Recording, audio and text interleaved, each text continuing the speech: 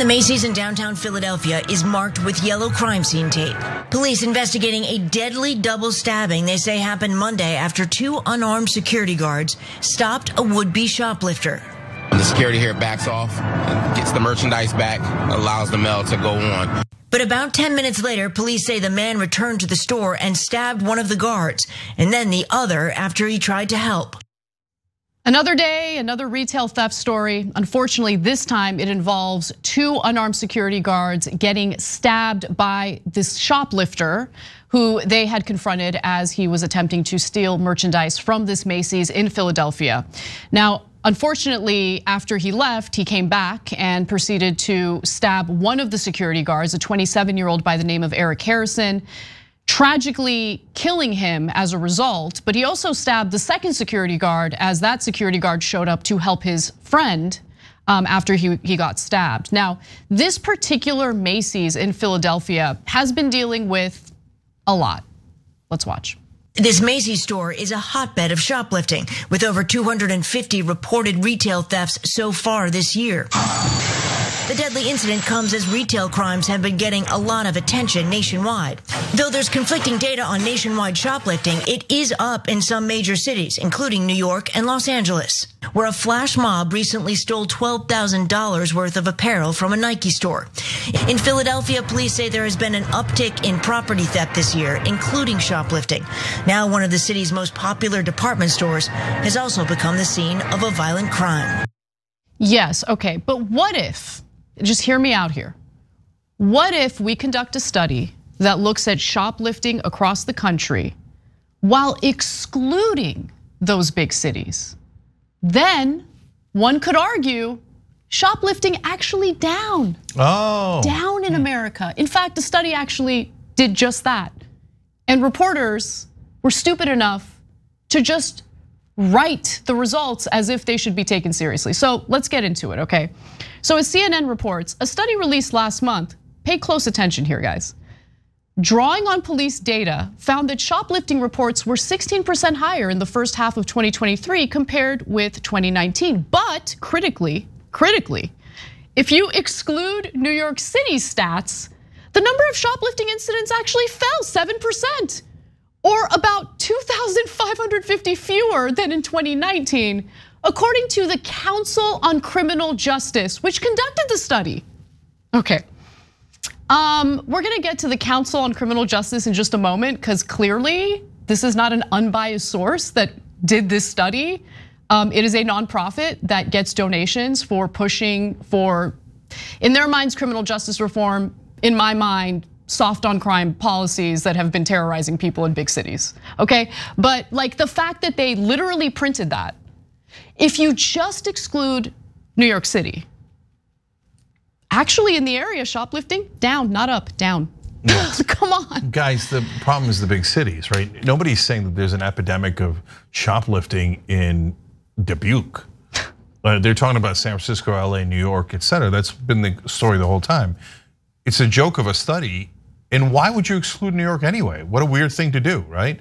Unless you wanted to have the numbers seem like they were going down when they were actually going up. That's exactly right. Right. It's, look, guys, to be fair, the number of fruits and vegetables have gone down a lot in America when you take out fruits or vegetables. Like anybody can play this game. It's a very silly game. What were the numbers overall? Why are you taking out the things that don't help your cause? It's just so brazen. So CNN's reporting actually didn't include the entirety of their analysis and findings. And when I say they, I'm referring to the Council on Criminal Justice. So I did a lot of digging on this story. And so what else did they find through their analysis? The median value of goods stolen in shoplifting incidents grew from about $75 in 2019 to roughly $100 in 2021. Excluding cases ranking in the top 10% by value, the value of stolen goods in the vast majority, 90% of shoplifting incidents in 2021 was $756 or less, a $184 increase from 2019. So even with their tricky methodology, there was still like a significant increase in the value of the merchandise that was being stolen. You know what that reminds me of? It's amazing. Sometimes in order to help the rich, what they'll do in Congress is they'll play think tanks will play these tricks. Well, they're like, well, if you exclude the top 0.1%, actually the rich are paying their fair share. Wait, why are we excluding the richest people in the world and the ones doing the greatest tax evasion? No, what they do is they'll focus on the dollar amount they pay in taxes as opposed to the percentage of their income. So people play with these numbers all the time, and that's why it's our job to look through it and tell you what the reality is. There's more from their study. The proportion of reported shoplifting incidents that involved an assault or other crime rose 9% from 2019 to 2021, but constitutes a small share, less than 2% of overall shoplifting events. Store assaults were 7% lower in the first half of 2023 than in the first half of 2022. But I hate when they do this. No. Please compare the numbers to before the pandemic. And when they actually do that, they were 8% higher. Okay, 8% higher for the same period compared to 2019. In other words, things have in fact gotten worse. Even with them doing these tricky Pizzicky maneuvers of excluding things that are inconvenient for their study, things have gotten worse. They have no choice but to confess and admit that. The share of shoplifting incidents categorized as felonies in 5 of the cities nearly doubled from about 8% prior to the pandemic to almost 16% in the first half of 2023. But then they note, inconveniently, that state statutes set felony theft dollar thresholds. In California, it is not considered a felony. Okay, so that skews the numbers. And there's another thing to keep in mind. The reporting of these incidents is spotty, to say the least. Especially if you're living in a state that has, some of these prosecutors who refuse to prosecute. So calling the cops usually leads to nothing because the cops won't do anything. So they just don't even bother reporting the incidents. That is a problem as well. Finally, I want to get to the Council on Criminal Justice because they push for criminal justice reform. And in order to continue receiving donations, which is how they make their revenue, you need to make the case that we need to soften laws on crime. And you can't do that if you're in the middle of a crime spike. If you see more and more of these smash and grab incidents or more and more of these retail theft situations leading to the closures of various stores in these big cities. And so Adam Gelb, who's the CEO and president of the Council on Criminal Justice, says the overall data doesn't indicate a great shift in the average shoplifting event, but the brazen ransacking incidents coordinated on social media and captured on video clearly suggests there is a sense of lawlessness afoot, that anything goes. That's because in some parts of the country, anything goes. I think it's pretty hard to deny that, and I'm gonna make my case for that in just a moment. Okay, we typically think of serious violent crimes like mass shootings as the offenses that spark fear and drive the politics of crime. But these mass shoplifting events have the potential to derail 2 decades of criminal justice reform. That is what they're concerned about. And they're concerned about it because, well, why don't we look at their financial filings? They get a ton of money, millions and millions of dollars in donations from private entities, philanthropic organizations, in order to push for criminal justice reform. That's their whole shtick. That is how they make their money. That is how they make a living. And when you take a look at their financial filings and where the majority of the money goes, let's go to the next graphic. This is from ProPublica. They look at the financial filings of nonprofits. This is a nonprofit. And you'll notice that 44.2% of their total expenses in 2021 went to executive compensation. Another 14.1% went to other salaries and wages. So in other words, just to be abundantly clear here, almost 60% of their revenue just goes to salaries. Just goes to salaries. This is how these people make their living. So if you start arguing, hey, there's a crime spike and maybe some of these reforms are actually not helping but hurting communities, well then that puts their livelihood at jeopardy, at risk. Let me give you the other graphic. Let's take a look because it'll show you how much some of these executives are making. This is again from their 2021 filing. So Mark Levin, who's the chief policy counsel, base salary of $163,726, and then another $10,463 in other compensation. And if you look closely, I mean, a few of them make close to $200,000 a year at a nonprofit, which of course doesn't get taxed and promotes policies that are devastating for some communities. So what are we doing here? You guys, if people are gonna send me a study about how no, actually retail theft is low, please look into the methodology before doing that. That's all I'm saying.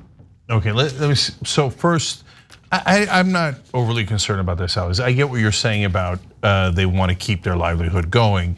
Those are not giant numbers. I've seen much worse. But having said that, for a nonprofit, you're supposed to spend the bulk of your money doing the thing that you're doing that's good in the world, right? So spending it, most of it or a lot of it on executive compensation is a little problematic. Okay, but I think that the numbers that they're putting out into the world is much more problematic, yes. and the direction is too. So first off, like whenever you see crime numbers, guys, you got to be super careful because they play 1,000 tricks with them, and so they're like, oh, the last 6 months have gone down dramatically. Yeah, but why? It's because before that, crime had spiked so high that it dips a little bit, and then you brag about how it dipped a little bit.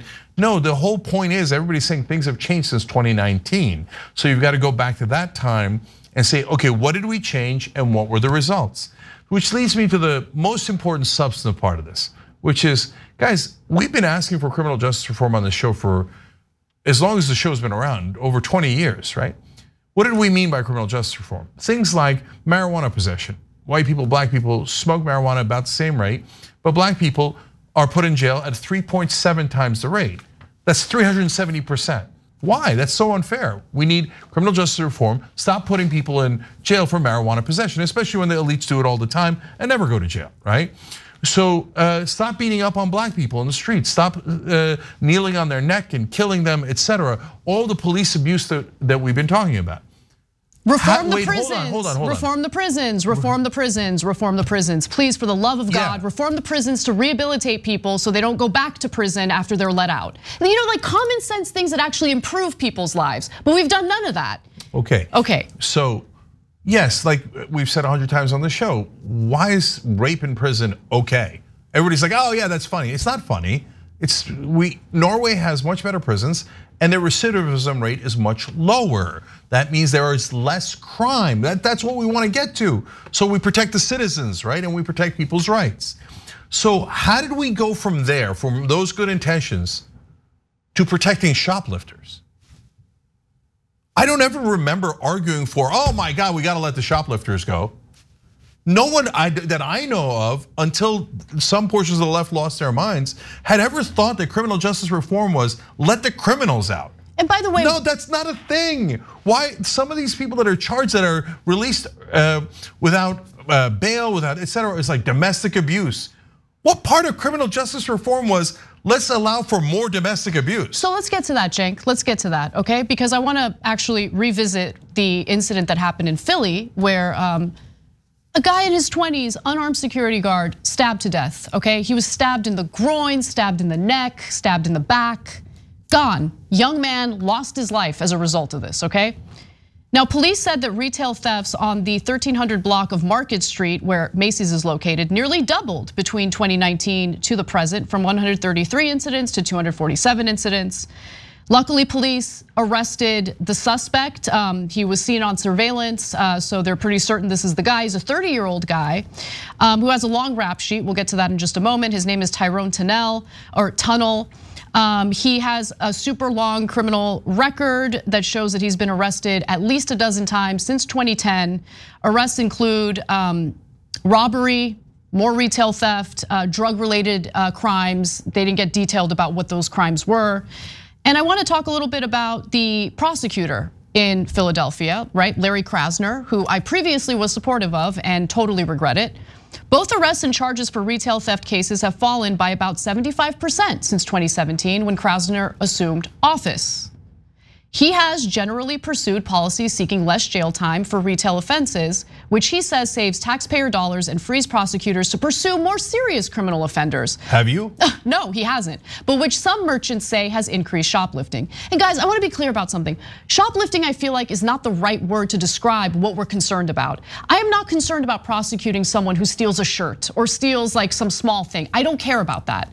I'm specifically referring to the individuals who have taken these soft on crime policies as an opportunity. They have taken advantage and they have no problem. This stabbing happened at like 10:30 in the morning on a Monday in a busy city center. Okay, it is brazen. The message that we're sending to these people is do whatever you want.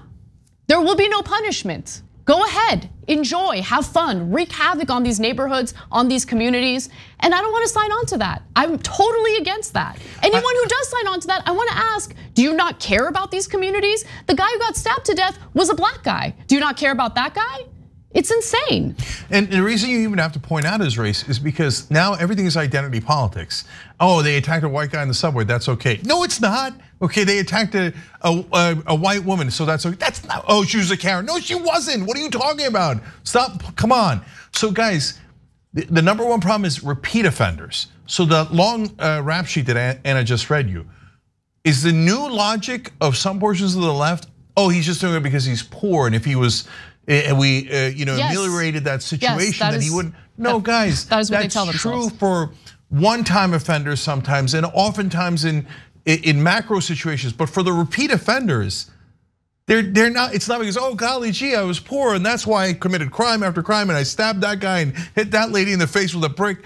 You're supposed to care about everyone, including the citizens. Rooting for injustice against the citizens is crazy and nowhere near progressive. We're for justice for everyone. We don't want people who are innocent being put away, and we don't want people who are guilty walking around the streets committing more injustice against the average American. Yep. Thanks for watching. If you become a member, you get to watch all this ad-free, except for, of course, this ad. Still, hit the join button below.